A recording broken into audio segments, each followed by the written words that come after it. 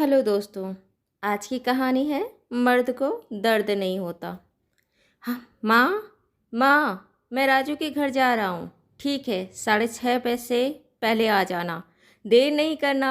ठीक है माँ, चिल्ला कर कहते राघव राजू के घर दौड़ता भाग गया। शाम को 6:45 बजे राघव घर आया। माधवी जी थोड़ा नाराज़गी बताते हुए राघव से कही, क्यों राघव, घड़ी देखो, देखो कितना समय हुआ है, लेट हुए हो।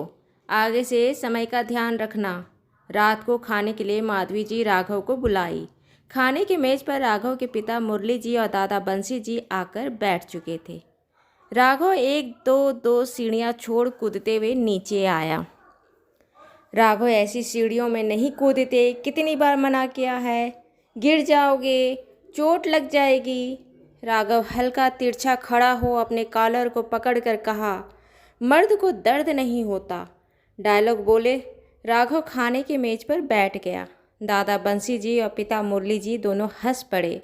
माँ माधवी जी एकटक खुले मुंह से राघव को देखी, फिर मेज पर आ बंसी और मुरली जी को खाना परोसते हुए बोली, ये किसने सिखाया तुम्हें? अरे माँ, राजू के घर गया तो वहाँ एक फिल्म चल रही थी, पता है? उसमें हीरो कहता है मर्द को दर्द नहीं होता। हाय। राघव के बोलने के अंदाज से मुरली जी और बंसी जी फिर जोर जोर से हंस पड़े।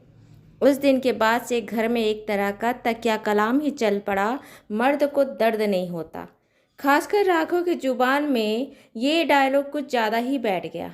माधवी जी जब भी राघव को कुछ ऐसा करने से मना करती जिससे राघव को हानि या चोट पहुँचे, राघव इतराते हुए कहता, मर्द को दर्द नहीं होता। माधवी जी और मुरली जी की शादी 10 साल पहले हुई थी। घर में माधवी जी, ससुर बंसी जी, पति मुरली जी, 8 वर्षीय बेटा राघव। घर में ससुर ससुर कम पिता रूप में दोस्त ही थे। घर में ससुर और बहू के एक अलग ही प्यार भरा रिश्ता था।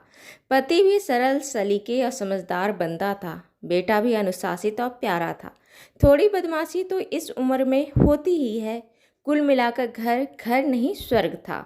जब से घर में मर्द को दर्द नहीं होता का तकिया कलाम चल रहा था, तब से राघव हर एक डांट को हंसी में उड़ा देता। मुरली जी और बंसी जी भी हंसी में बात टाल जाते। माधवी जी कुछ दिन तो ये देखते रही, लेकिन ये सब पचाना उसके लिए आसान नहीं था। अगले दिन रविवार था। 11 बजे बहुत चिढ़ती धूप थी। माधवी जी राघव को बोली, राघव जाओ, रसोई का कुछ सामान लाना है, जाओ ले आओ। माँ, बाहर देखो कितना धूप है। मुरली जी बोल पड़े, हाँ माधवी, बहुत धूप है, शाम को सामान मंगा लेना। अरे आपको मलाई दे रही हूँ, मलाई जमा हो गई है, जरा मथ कर माखन निकाल दीजिए, घी बना लूँगी। अरे यार, आज बहुत ताकत लगता है, अभी नहीं। क्यों, क्या हुआ? मर्द को दर्द नहीं होता ना? राघव जाओ सामान ले आओ और आप मलाई मथ दीजिए। दोनों पिता बेटे माधवी के नए रूप को देख रहे थे। शाम को पूरा परिवार टीवी पर क्रिकेट मैच देख रहा था। मुरली जी कुछ स्नैक्स लाने को बोले। माधवी जी साबुत अखरोट ले आई। बंसी जी बोले, अरे बहू, राघव और मुरली फिर भी खा लेगा, लेकिन मैं अगर करने की भी कोशिश किया तो 4 दिन तक दर्द के मारे दांत पकड़कर बैठूंगा। अरे पापा जी, मर्द को दर्द नहीं होता। हाँ हाँ पापा जी। मुरली जी और राघव को बोली, खाओ, मर्द को दर्द नहीं होता। तीनों एक दूसरे का मुंह देखने लगे। माधवी जी मज़े से पकौड़े खाने लगी। मुरली जी बोले, तुमने पकौड़े बनाए? हाँ, मैं मर्द नहीं हूँ, इसलिए मुझे दर्द होता है। माधवी, भाई ये साबुत अखरोट हम नहीं खा सकते, इतने मजबूत दांत नहीं है मेरे। राघव बोला, हाँ मम्मी, ये खाऊंगा तो मसूड़ों में दर्द ही उठ जाएगा। माधवी जी बोली, मर्द को भी दुख, तकलीफ, खुशी, गम सब एहसास महसूस होता है। मर्द और औरत में सिर्फ एक ही अंतर है कि मर्द की शारीरिक संरचना थोड़ा ज़्यादा गठीला होता है।